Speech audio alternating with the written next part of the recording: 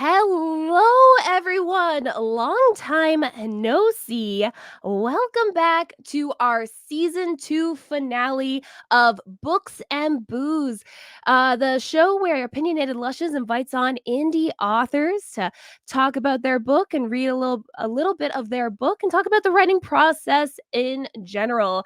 Tonight, we're actually inviting on a fellow VCR party found footage friend of mine, Jeff O'Brien. Hi, Jeff. Hello. It's nice to meet you in person because, we're Yeah. Facebook friends. Because virtually in person, this is in That's person. about that's as social as I get. Me too. The four of us, we're tight right now. Yeah, we're like besties. Yeah. best friends. Yeah. I'm scared I'm gonna give you guys what I have. That's how close we are. Did you have bronchitis? Yes. I woke up January 1st. This is how I started my year. I just lost my job, and then 2 days before Christmas, and I woke up January 1st with a fever, and I had bronchitis for 3 solid months. Oh. Yeah. So I know how you feel. The 100-day cough. Yes. Yeah. Oh my Yeah. God. Well, It's a real thing. No, it It's really insane, is. Yeah. Yeah, the lingering cough is no joke too. Yeah. I can't. I need my voice. It's kind of my entire job. It's the worst. You can hear it when I laugh, how I'm almost coughing, I'm I wheezing still, a little bit. if I have a good hearty guffaw, like a belly laugh, I still have a little bit of a cough to this day. That's just 7 getting months old. later. Yeah. That too, yeah. That old people lungs. Yeah, no, I get that too. I'm like, oh, I gotta calm down. I'm having too much fun because I'm no longer breathing. Not good. Oh, so what book? It's okay. It's been a Is while. that it? It was Are we last done? week. Yeah, it's just we're like, what's happening? So, Jeff, you want to tell us about the book that you'll be reading today? Yes, I would love to. Are you shitting me? Hold on a second. I put it right here. Right No before worries. While you're looking for it, I'm going to talk about the book that I own of Jeff's called Neon Nympho. Do that. I'll be right back. Yeah, you go. And I just want to say, the first 2 sex scenes in the first 2 chapters of this book, the first one's an orgy with aliens. This is just to get you in the mood. I'm not spoiling it. This is just the first 2. And then the second one is with the same guy that died to the aliens, but he's not quite dead yet. My favorite part was that he was almost dead, but lived long enough to give consent. I was like, good for you. So I'm intrigued. I'm trying to move away from the blue material. I did that for a long time. I started writing in 2012, and I started out with writing trauma movies in book form, and those seemed to get the most attention from the readers. But at heart, I really I always wanted to be like a Douglas Adams or a Terry Pratchett kind of, cleverly funny. Not everything has to be an orgasm and a blowjob. So I'm doing more of that these days. I did just put out those 2 books with the Beef Blaster Band, which is largely, those 2 guys are based on my actual band in real life. So I kind of wrote those as a joke, and have something extra to sell at shows. But I'm here tonight to talk about the Time Traveler's B-Movie blog, which is a much cleaner experience. I'm so excited for you to read some of this book because about 20 minutes ago I just checked out on Amazon. So I'm excited to get a peek at it before it comes in on Wednesday. So Oh, you ordered it? yeah, I did. Yeah. I'm like, oh my gosh, I need this book. So I just purchased it. It should be here by Wednesday. Fantastic. You're my favorite of the 3 now. Oh, that's great. Yeah. I Sorry. got a book too. We should be at least all right, tied. it's a tie. Come on, Dawn. It's a tie. Yeah. After this, I will purchase a book. Why not? You can borrow theirs. I don't do this for money. I just do it for attention. every indie author. I don't do do this this for for money. No. So Well, Sonia, do you want to give us the drink words before we get started? yeah, so it's VHS for the younger folks. That's what people used to watch movies on before you could just watch them on the internet. And then there is Hair and Sarah. Awesome. So All right. get started whenever you're ready, and we will mute and drink along. Before I do, I just want to give like a little background to the Yeah. listener or the viewer, because even with that, there's probably going to still be a lot of context missing. So the book is about Frank Conroy, who is a modern day schlub, a guy who's very mediocre in most ways. His hobby is he runs a B movie blog, and he's an expert on like VHS nostalgia. Not based on me at all, I assure you.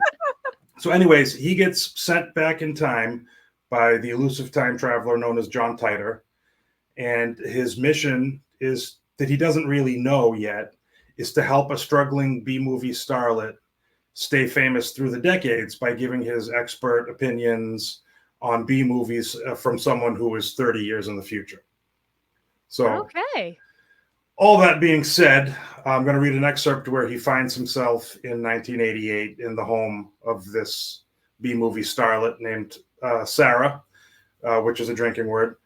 And yeah, I guess I've blabbered enough. So let me just find the page because I lost the copy. I had a bookmark in that I put here. Okay. Oh my God. Okay. Are we ready? Whatever you are, yeah. I'm going to hit some of this tea. Okay. Once she was gone, I looked around the room and realized just how magnificent it was. It was like a retro paradise. Framed posters of horror movies I'd never heard of adorned the walls. A massive box television sat against the wall across from me. Atop it was a VCR and a gray cable box. All around the room were massive shelves packed with hundreds, if not thousands, of VHS tapes. This girl must be a very wealthy hipster, I thought. I had not seen a VHS collection that massive and well-maintained probably since I owned a video store. Further separating this room from the current year was the ashtray and the pack of Marlboros on the coffee table. Who the hell smokes cigarettes indoors anymore? And who the hell has a stained glass coffee table with claw feet? I figured I might as well make myself comfortable, despite not knowing how I even got wherever the hell I was, or even when I was. So I reached over next to the couch and opened the mini fridge, only to find more mystery within it. Cans of Pepsi and Budweiser were stocked in there, but the cans were retro. Whoever she was, she certainly made living in the past look fashionable. I grabbed an old-fashioned can of Pepsi and patiently awaited her return. A few minutes later, she was back. It was at that point I realized that my current whereabouts were certainly not the issue so much as my whenabouts. The tip-off wasn't her clothing, which were skin-tight, stonewashed jorts that were cut just below the crotch with plenty of butt cheek showing in the back, and went up just under her belly button. Up top, she wore a cut-off Cinderella t-shirt, the 80s hair metal band, not the Disney character. Secondhand clothing in the clothing stores in the current year must make a killing off barista girls buying such garb. So I wasn't shocked by any of that. Her hair, though. No one takes the retro look that seriously. It was curly, all right. I didn't even know how to describe such a hairdo. Puffy and big. Her outfit and her hair would have passed as hot or sexy in, say, 1988. I was always an expert on these things. It wasn't that I didn't find her beautiful. She just seemed terribly misplaced. She took a seat next to me on the couch, pulled her feet up and crossed her legs and turned sideways to face me. She lit up a cigarette and inched a little closer. Trying not to make my attraction awkward and obvious, and not become entranced with her chest that was heaping out and looking like a creep, I glanced around the room and said, "Wow, you have a massive set of..." "Let's get right down to business, Frank," she said, cutting me off. "Save the pervy shit for later." "Okay," I said in confusion, turning back to her. "It's 1988, she said. I had a feeling that was the case, and I probably should have guessed it sooner. This, of course, only gives me more questions, since this definitely is not a dream. Your questions will be answered in time, Frank, and no, you are not in a dream. In the meantime, let's just talk about why you're here 30 years in the past." "Yes, let's," I said, But first, you mind if I bum a smoke? You're a smoker, Frank? Well, I was. I quit in 2013, but since it's 1988 now, I guess it technically doesn't count. That's pretty sound logic if you ask me, she said. By all means, help yourself, dear. Now, looking around you, you can probably see that I'm a very wealthy woman. Yes, I said, and then lit myself a cigarette, saving the glorious first inhale. That's pretty clear to me. Are you a movie star? Sort of, she said. Not quite yet, but I'm going to be. Around you on the walls here are posters of the movies I've done. I was paid well for them, as you can see by my lodgings, but they have yet to see the light of day. Well, I guess I got paid most of that money from those other kinds of movies I did before these ones on the posters, but that's neither here nor there. I also come from a very rich family. That was a big help with me trying to get started here in Hollywood, but that's not important either. Those other movies I'm referring to may never see the light of day, and I'm perfectly okay with that. But the movies on these posters will, and I'm going to be a big star, and I'd like it to stay that way. That's why you're here, Frank. Okay, I said. And you have no idea who I am, I'm guessing. I'm afraid I don't, miss. Sorry. This is just what I feared. She sighed and looked away. I'm so glad I found you. Am I supposed to be able to help you in some way? I sighed, growing further befuddled by the moment. I'm not sure what I can do. It cost me a lot of money to get you here, Frank. I certainly hope you can help. Well, why don't you start by telling me how I can do this? Telling me who you are might help too.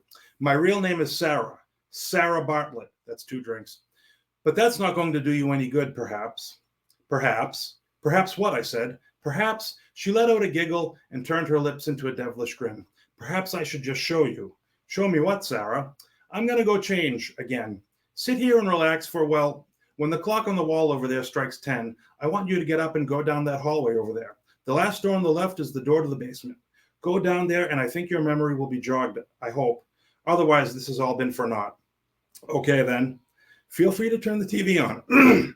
Sounds good, I said. Say, before you go, do you mind if I take a look at that massive... She leaned over and kissed me on the cheek, cutting my words off. I was certainly puzzled by that, but was not going to complain. There'll be plenty of time for that later, honey. She jiggled her breasts in my face and then turned away for the door. I had no idea what was going on. Later, honey, like I said. She wandered out of the room and down the hallway, leaving my question to fall flat before completion yet again. Now alone, I looked for the remote control so I could kill the 10 minutes by watching some television, hoping to delight in some old 1988 commercials, or maybe be lucky enough to catch a few minutes of some long-forgotten show or TV movie that had fallen into obscurity. I remembered then that it was 1988, and even though this Sarah Bartlett chick could clearly afford every conceivable luxury, it made sense that the remote control might not yet be one of them. I remembered that my parents hadn't acquired one until at least 1992, so I got up and turned on the TV the old-fashioned way. I was pleased to see that Night Court was on, so I sat back down and enjoyed the antics of Honorable Harry T. Stone for a few minutes, which then segued into the classic Where's the Beef commercial. The clock struck 10 faster than I hoped it would, for I found myself quite content basking in childhood memories in person as they were actually happening in real time. How often does one get to do that? With great reluctance, I got up and turned the TV off and headed down the hallway toward the last door on the left. As I opened the door and started down the stairs, I felt as if I had once again stepped into some kind of supernatural occurrence. Heavy fog filled the air, obscuring my vision. Since not much else about this day had been even remotely normal, I continued on undeterred. Once I reached the floor of the massive foggy basement, it finally dawned on me.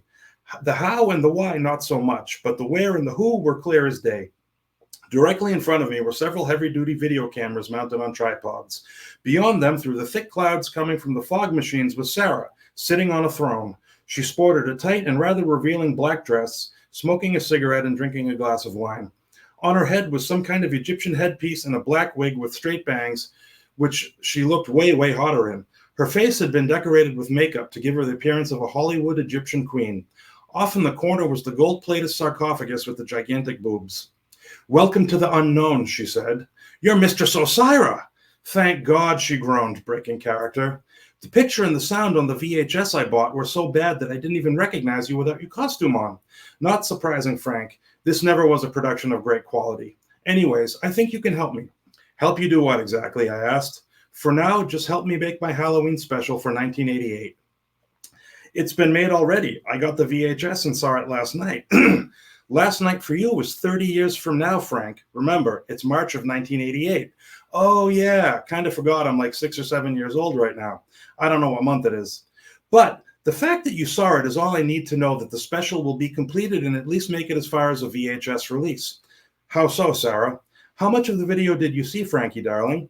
Not much, actually, I said. Just the beginning and some of the first segment. Before the tape got eaten in my VCR, I just saw you get out of your coffin and then some fat, goofy asshole in a mummy costume named, hey, wait a second, his name was Frank. That's right, Frankie, she said. Oh, this is great. Oh, this is wonderful. What is? That you saw yourself in the video. I said, that actually was me in the mummy costume? Or it actually is going to be me? Shit, I guess the camera really does add 10 pounds. Oh, so what, you fool? I think you're adorable. But who gives a shit? The magnificence of that actually happening is evidence that this little plan might just work. Oh, I could just kiss you right now. Okay, I said. Geez, Frank, don't sound so excited. Okay, I said. Much better, Frankie. So, Sarah or Mistress Osira or whatever you want to be called, about this plan, as you called it, like, why did you pick me to come back and be in your production? And furthermore, why did it cost money? And who did you pay? Was it that weirdo guy with the wraparound sunglasses who smells awful? You being cast in this production, Frank, is just an added perk for you. As far as why I chose you, well, I didn't really choose you. Let's just say I put my money together and I requested a specific service to be done by whatever means necessary. And you were the first person he brought me. And who exactly is he? The weirdo guy with the wraparound sunglasses who smells awful, she said. Just as I suspected, John Titer. What service could I possibly provide you, though? Don't worry about that right now, dear. You're here. The first step has been successfully taken. In the meantime, how'd you like to party like it's 1988? Okay, that sounds great. But first, if you don't mind, I'd really like to make a close examination of your massive, gigantic... Ugh, fine, she said, cutting me off, looking irritated. You're not going to stop until I show you again, are you? I know they're great. She placed her glass of wine down on the armrest of her chair, stood up, yanked the front of her dress down, and revealed her breasts to me. I guess this is all men from the future care about, too. You can see them all you want. It's not like I haven't shown the rest of the world, or at least the few who have seen the porn I've done, or actually watched me on late-night pay channel shows, or saw advanced screenings of my movies. Sarah, I began, thoroughly embarrassed for the both of us. I was just going to say, I'd like to take a look at your gigantic, massive collection of VHS tapes. It's quite a novelty for a guy like me who lives in the future. There we go. That was awesome. I gotta great. read. Oh my gosh. Good words. Good words. That was good. I thought about being a real sadist and making one of the words I, as the book is in the first person. But I didn't want to be responsible for liver disease for any of you. It's So. appreciated, yeah. Yeah. We appreciate Yeah, the care. I don't Thank feel you. like having cirrhosis. I'm good. Right. Yeah, too old for that. Like, Yeah. And here I am, a recovering alcoholic with three people just slamming them down in front of me. yeah. I'm drinking We water, warned okay? you. Oh, good for you. Yeah, Dawn's just getting hydrated. She's just No. drinking water, so you're fine. Yeah. You're fine. I'm not. Good for you. Live it up. I'm not. I'm sure it's good for the throat. Yeah, no, Sure. some natural, what is it, herbalist? This Whatever is what the those things are. doctor would have prescribed me like 100 In years ago. 1988. They're like In sore throat, 1988. rum and coke, but the other kind of coke. You know. So you said you started writing in 2013. Like, was there like a catalyst for that? Like, just you were just like, I'm doing it, or were you just always wanting to release a book? Or Well, if you look at my Amazon bio, it says I woke up on January 1st of 2013 and realized that the Mayan doomsday prophecy didn't play out. So I decided I had a new lease on life and that I would start writing. The truth is, that was actually the first time I quit drinking. So I started to I've got to replace this habit with something. I've always wanted to write. I've made a few attempts at it before, but now I have all this free time to spend, and it just clicked. And and that's I spent literally all my time doing that, and it was a great replacement. very great. healthy, very healthy. Until Yeah. that was during my first marriage, and then 5 years into that, I kind of started drinking again, and now I'm back, 5 years clean. Yay! Well done. Well done. Thank you. That's great. Yeah, that's amazing. It's hard. And you wrote a whole ass book. You've written a few books like that. Yeah. Always so astonishes many us. Like, books. we're just like, I Yeah. still can't even write one. But okay. I don't get these like legendary alcoholic writers like say Bukowski. Like that guy was lit every night, and if I'm even merely buzzed, I'm just thinking about making a fool out of myself, not sitting down and like typing words. Right? Like we drink once in a while, and sometimes I have too much, and my brain isn't functioning. It's like go to bed, bitch. Like there's nothing else. There's nothing else being productively done. It's like go to bed. Yeah. That's it. Like, I live stream. I go on Twitch and I'm fucking drinking away, playing video games, and usually it ends because I spilt my drink because I forgot the rules and knocked something over, So yeah, writing words is definitely a challenge. Well, Stephen King doing all the drugs. I'm like, how? Like I do drugs, I just want to dance. Like, how are you just writing words? Speaking of your Amazon profile, it says that you're in a band. Yes. Meat. Is that still going on? Like, yes, how it is is. that? Yeah. Do you want to talk to us about your band a little bit? Okay, Meat. We're a 2-piece band. I play bass, heavily distorted bass, and scream, and my friend Ryan is the drummer. And we've recorded 2 EPs. We haven't played any shows yet. But those are in the near future, and so if anyone's looking for a wedding band, we have songs with good wedding titles. One is Rush Limbaugh's Corpse Tastes Like Ham. Another is Beef Queef. I like that. I want to walk down the aisle to that, So yeah, I mean, if you got a kid's communion or birthday parties or whatever, if you can't afford a clown, we'll do it for half that price. Whatever the clown was charging, you do have. We will cut it right in half.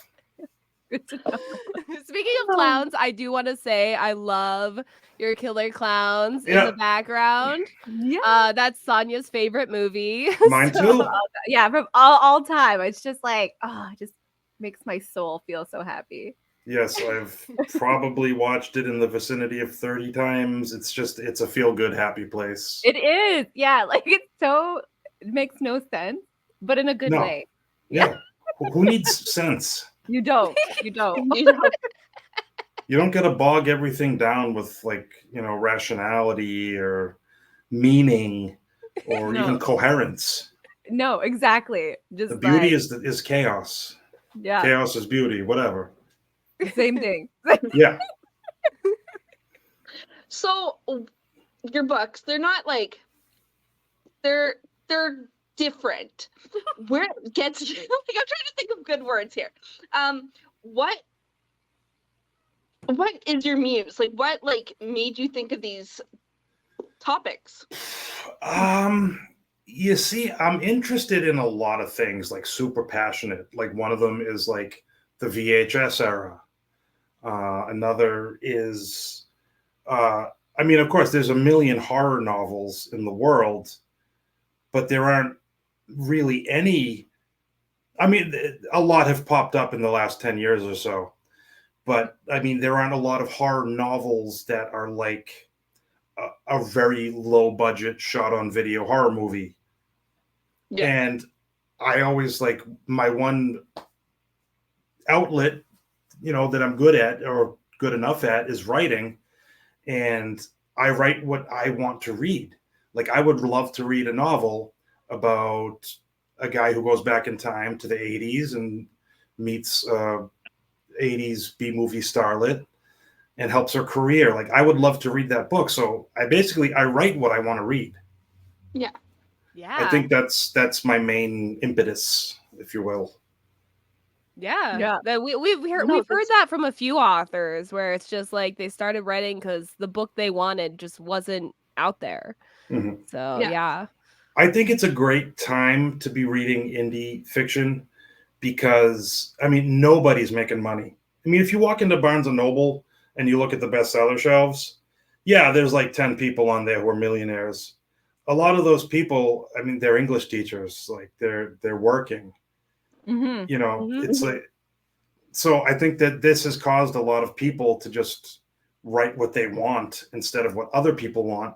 Because if all I get out of writing financially is like a tank of gas every month, I'm gonna do it for me.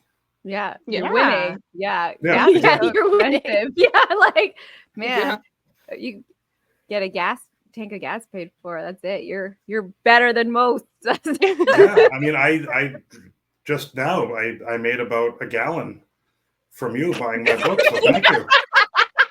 You're welcome. The- Now you can go to every 7-Eleven. book sale is about equal to what the price says on the sign at the gas station. So Yeah. much appreciated. How long does it take you? Because you've been writing for what, just over 10 years, and you have so many books. How long does it take you on average to like finish a book to completion? It depends. Usually, every time I finish a book, I spend about 2 weeks hating the world because I don't know what to do next, and I can't write. I can't get my brain together. And then maybe about the 2.5 to 3 week mark, something just clicks, and I pound out a book in about 6 weeks to 2 months. Nice. Yeah. I mean, That's you know, good. they're Yeah. short, so you know, it's not like I'm like doing anything, you know, any epic tomes or anything. But I usually shoot for about 150 pages, 40,000 words. You know, novella. I think 40,000 is actually the bare minimum for novel status. Mhm. So I shoot for like 40,000 and usually end up with about 37 or 38.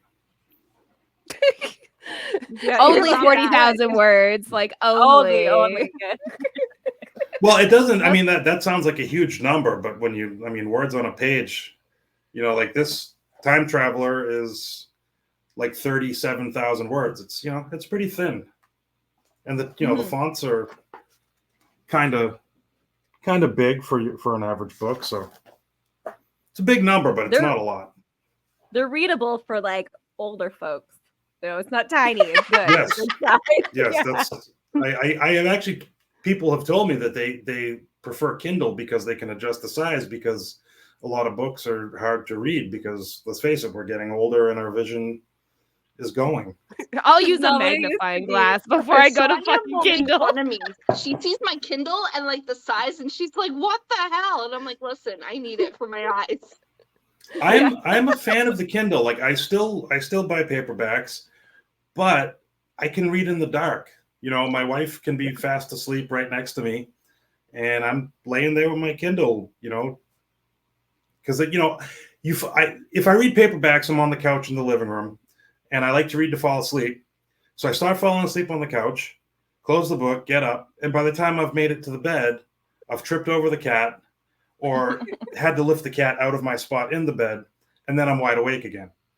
So with the Kindle, I can just put it down and doze off. Just pass right out. True. Yeah. Yeah.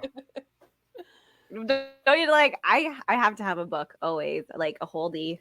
I don't know. I get distracted reading the Kindle. Like I can't I can't stay focused. I don't know. It's weird. My brain is unable to work that way. So like when people are able to use the Kindle, I'm like, oh, I'm so jealous because I know, it'd I'm be so great for my jealous. like bookshelves and yeah, my pocket book or whatever wallet. If I could do Kindle, Took a lot of getting used to for me. Yeah. Yeah. Dawn's over here. She's like, all my smut on my Kindle. Like, she's zooming in on like words, like she's like penis, like zooming Well, in. All those, Comment on that. all those Bigfoot erotica books are like on Kindle Unlimited. So if you sign up for that, $10 a month, you can read all the Bigfoot Oh, porn. Dawn knows KU. Like she. She knows me. She's I'm the like- best friend.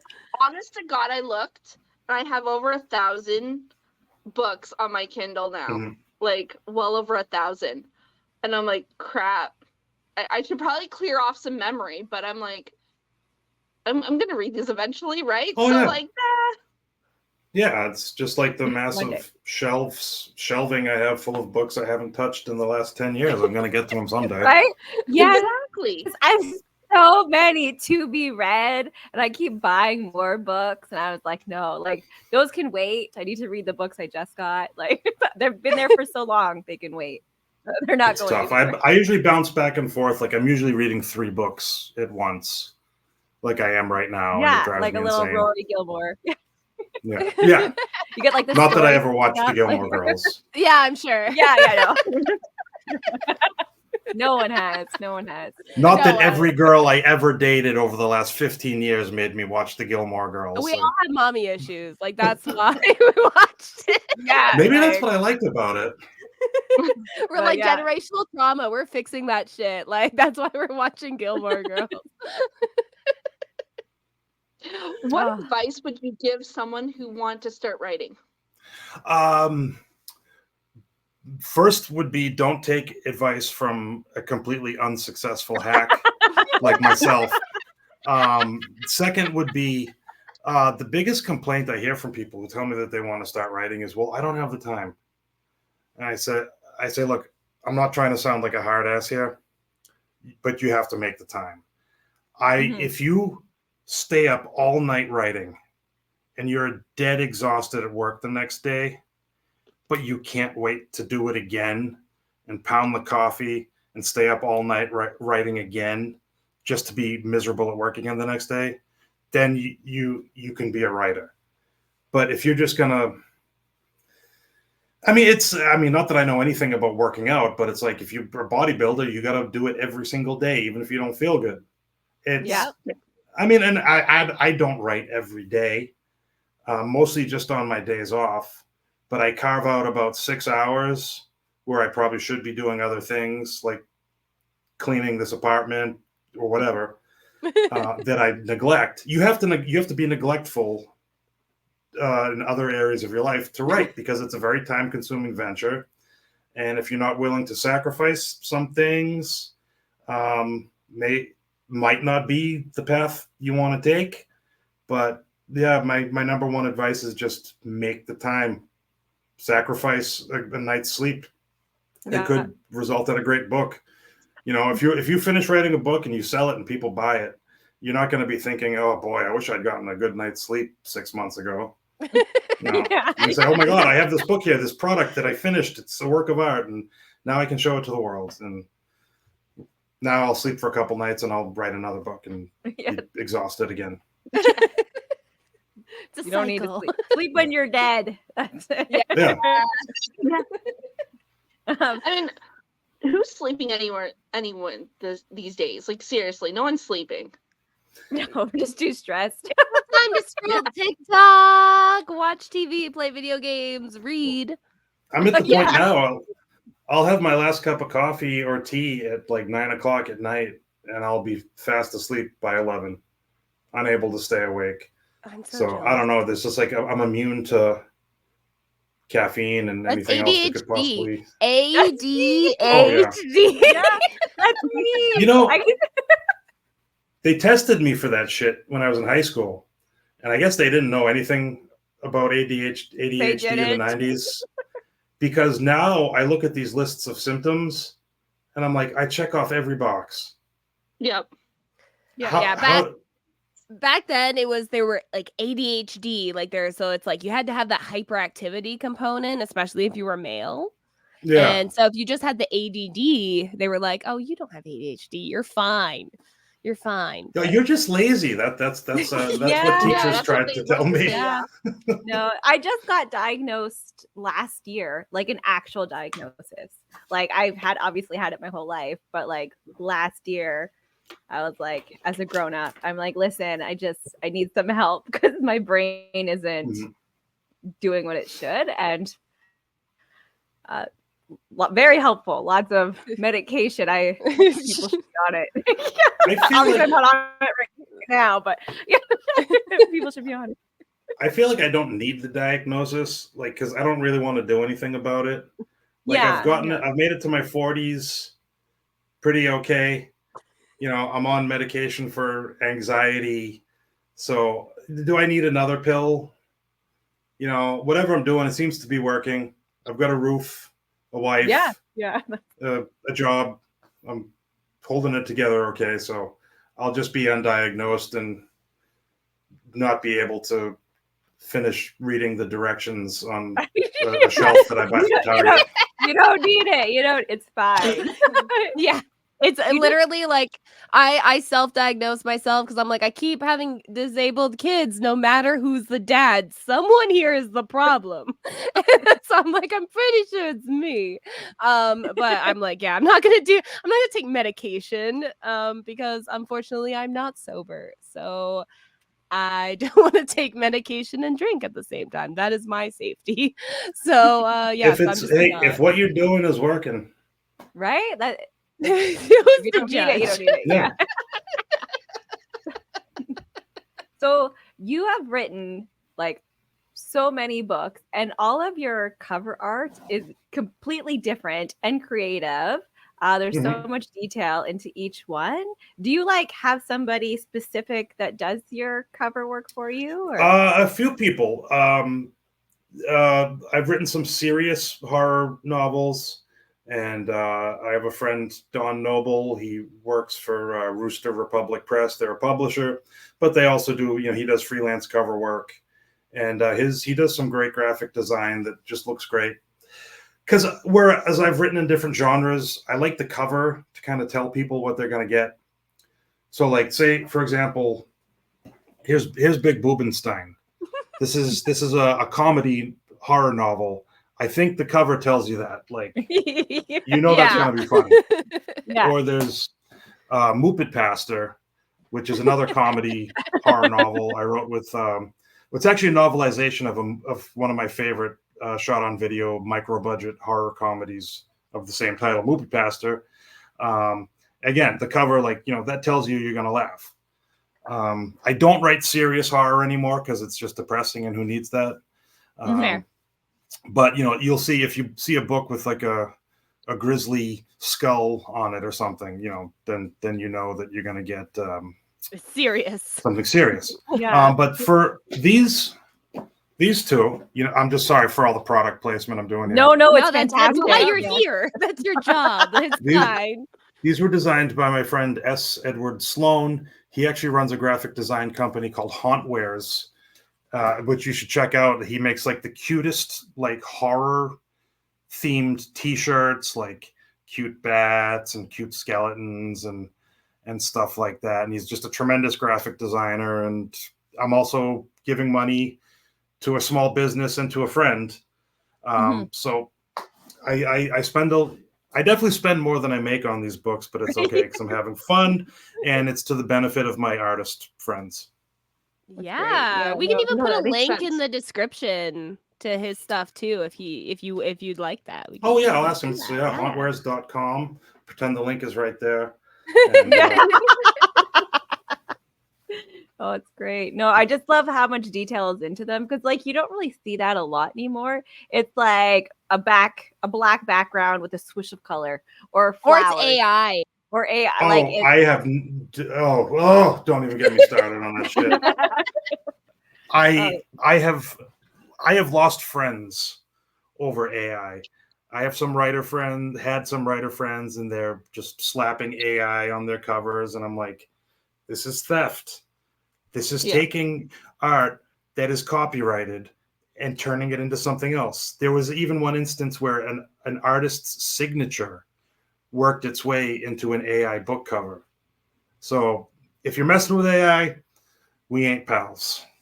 Yeah. And I like with AI, like there's stealing, like when you're an artist, you're obviously it's always derivative. You're always driving your art from something. But AI isn't human, so like they can't derive art at all. They're just like, it's just stealing. And I do want to put this out there for all of our podcast listeners.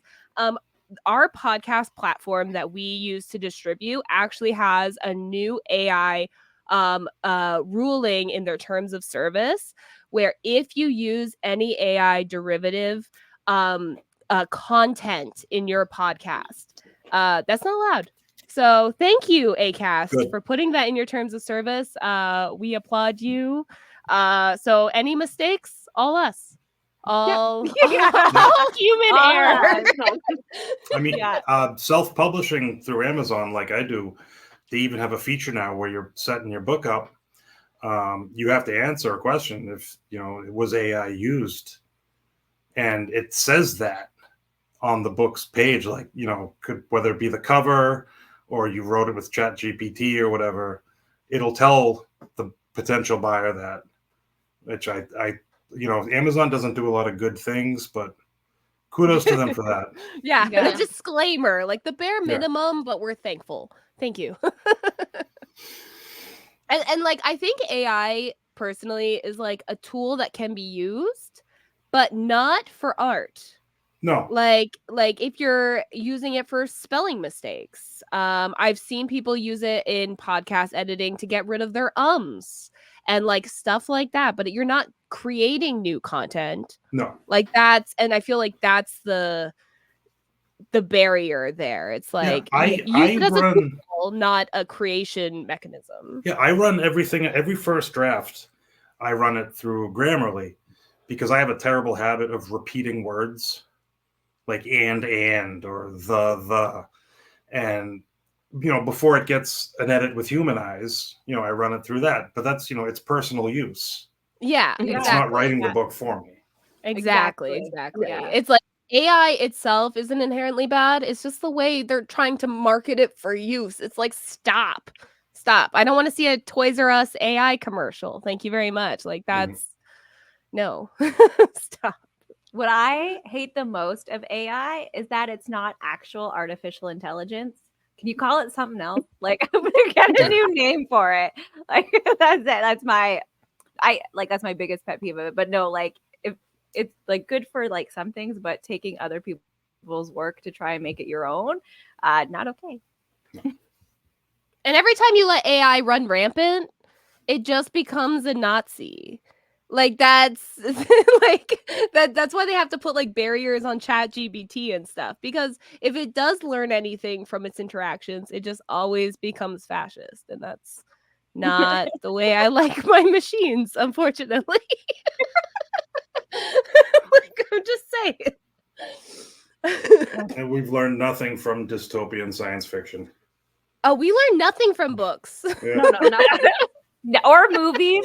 Like, I've watched Idiocracy like 1,000 times, and I feel like it's becoming more of a realistic thing. Learning Mhm. nothing. It's now a documentary. We talking about like books and stuff, like we like The Handmaid's Tale. I keep seeing people being like, life is becoming The Handmaid's Tale, and it's like, have you never seen a Margaret Atwood interview? Every time she's like, nothing in this book hasn't already happened. It's like, so stop saying it's gonna happen, because it's already happened. It's Yeah. already happened. That's like a realistic thing. It's already happened, and it's only going to get worse. 100%. Sorry Yeah. about your country. I saw the debate. I wish. I mean, I know you told me some other things about Canada recently. All that being said, I'm still look. I had no insurance. I had to have my kidney removed a couple months ago. It ended up costing about $25,000. Oh my god. So I'm still jealous of you Canadians. That's fair. That's insane. I like that fear of maybe tomorrow I will need emergency surgery, and like I have it covered. It wouldn't cost me anything. But like Yeah. to have that fear, I just like I could not handle that type of stress. Yeah, you don't think about it until it happens. But of all days, I woke up on April Fool's Day. Oh Took a no. piss. Joke's on you. Yeah, took a piss, looked down, it was red. Oh no. 12 hours later, oh yeah, you have cancer in your kidney. We're taking it out. Oh, I was more, and that's funny thing is I was more concerned about God. What is this going to cost? Oh my Yeah, god. like- yeah. That's horrible. Yeah, that's Like really rough. like sometimes I'm like, oh man, I'm so jealous of America. They have all these different cereals, but like there's an underlying like bigger issue there. It might have something to do with the cancer, but we do Yeah, have very like all good this, cereal. all the cereal. You have all the cereal, but you All can't. your You know, fast food joints. I'm like, oh, I just want to try this place, and this place. yeah, you can get all the McDonald's you want, but no insulin. So good luck. Yeah. Well, speaking of Canada, there's a Tim Hortons in Maine, which is about 50 miles from me. I was really disappointed. So are we. I thought it was this great thing. It No. is not in America. Okay, It's So- not Is it- great anymore. Okay, it's bought out by an American company. So it is American owned. It's still Nowadays. different. It's still like so It's still anywhere in different than America. The UK, yeah. there's Tim Hortons in other countries, and they have like cooler shit than we even Canadians get. No, It's yeah, that's true. insane. America just doesn't know how to make coffee. Go to any coffee shop and the coffee is garbage. Tim Hortons I in work Canada is for- different. Coffee, chocolate, Americans can't make like random Oh my god, foods. They're not Italian very food. good. Do not go to Olive Garden. Holy shit! Like, Oh I my god, mean, they're just like salt. salt. Yeah, my mother is Italian, and if you bring up Olive Garden in her presence, you're gonna get an That's earful. We Yeah. actually follow an Olive Garden hate account on Twitter. They retweeted a lot of our hate stuff from Las Vegas because we had Olive Garden there. Yeah. And it was just salt. Salt. It was It was just literally salt. we were eating salt. We were drinking cocktails and we're like, why is this salty? The Well, you know- bread was salty. I'm like, what the hell? How do you get bread salty? I was like, what the fuck? I went to back in the 90s. I went to London, and the only thing I could eat over there was Burger King and KFC. And because I mean, look, sorry, English people, the food sucks Yes. over there. yeah. But I mean, their Burger King and their KFC was way better than in America. I don't know what they're doing different. You want to over know there. why? Okay, this is a political thing, so I know why. Tell me. Okay. Their food restrictions are a lot more severe than even Canada. So they have very stringent rules on ingredients. And so their ingredients have to be like top tier for even their fast food. So like their McDonald's, like all that stuff is like they're like using like real chicken. And like Wow. so like that's Real beef. Yeah, that's why They're using like actual white meat and not like ground up Yes. beaks. Yeah, They like, have, like, not real rolls. cloned Yeah. chicken meat. Yeah. it's kind of sad, but it's that's yeah. It's like Canada has slightly different rules than the States. So like our Pop-Tarts are slightly different, our craft Oh. dinner is slightly different, that kind of thing. Yeah. But the UK has like even stricter rules. So they're like real food. But like the America's KFC is way better than Canada KFC. That's because they get the good know. chemicals. I know, because like you guys are allowed like the good They grease. cook everything in lard. Like, Yeah. Yeah. we don't care. We Crisco, like, have it it's in good. oil. Yeah. Like, The States have good Oils stuff. like Again, chumps. jealous of fast foods and stuff, but not of your To be healthcare system. fair, our healthcare, give us a couple years. Give us a couple years and we'll be caught up, okay? And then we'll be worried about, emergency surgeries. We're close. We have to pay for blood tests now, certain blood tests and stuff. So we're getting there. We're getting there. Slowly but surely.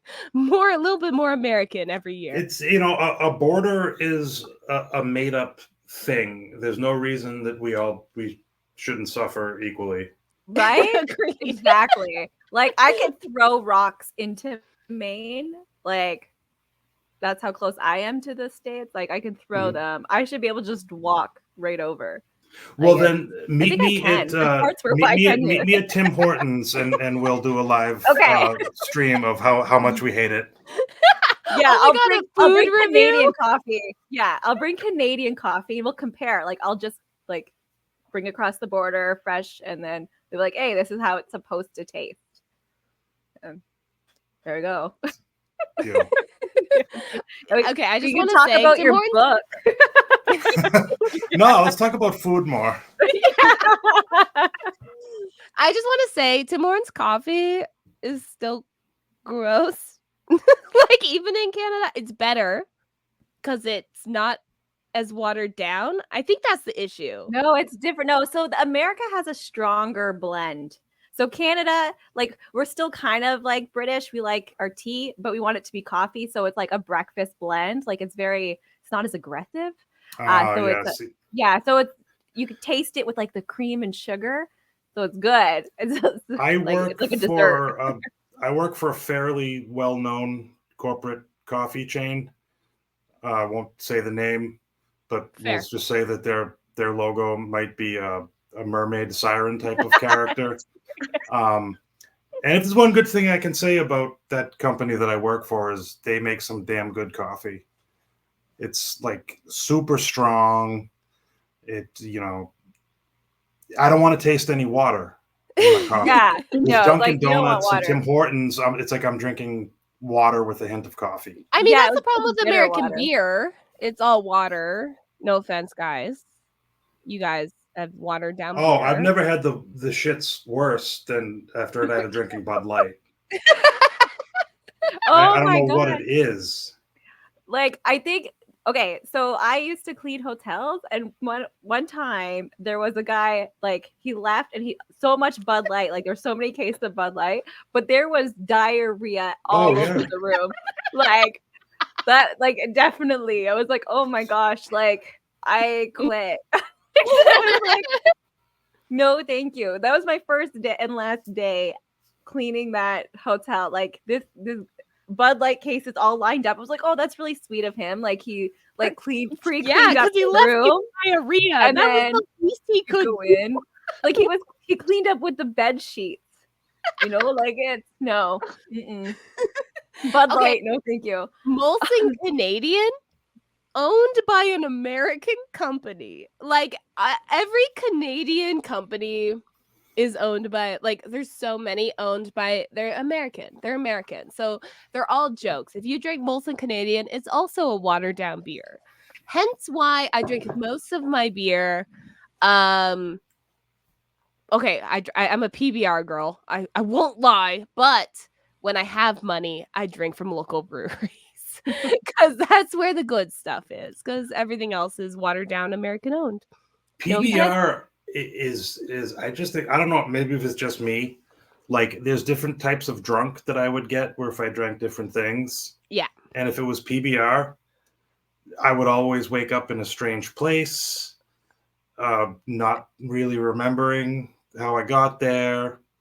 There was one incident where I woke up, as one often does with a terrible hangover, feeling a little in my stomach. I was in my bed at home. I don't know how I got there, but I blame PBR for this. As one often does, waking up after a night of drinking, I felt a little gas.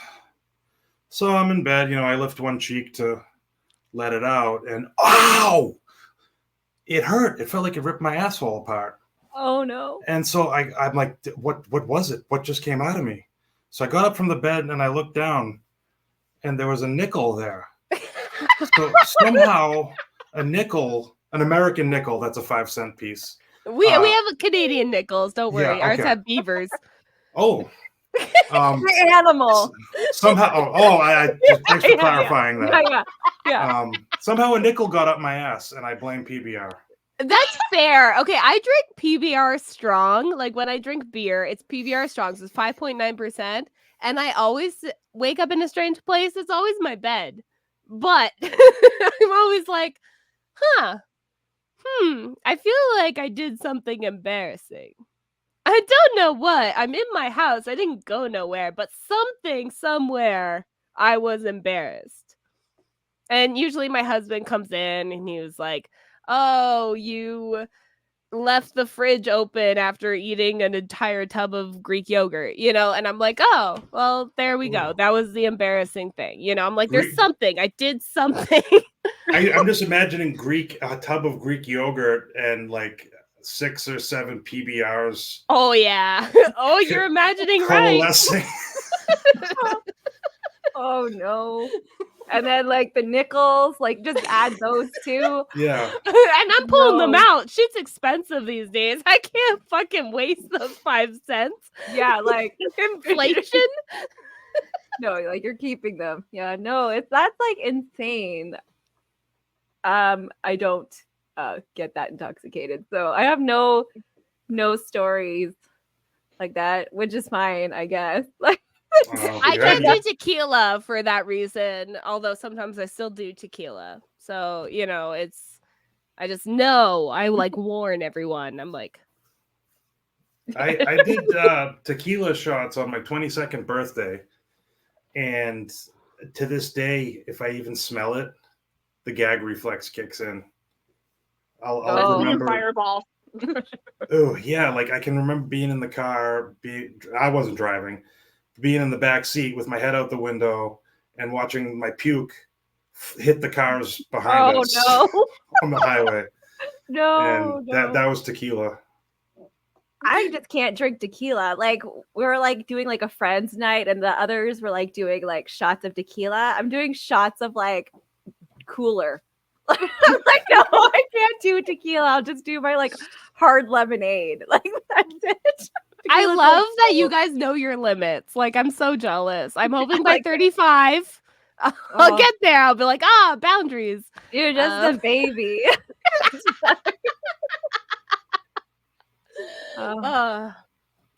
But yeah, do we have any last minute questions before we keep talking about our benders?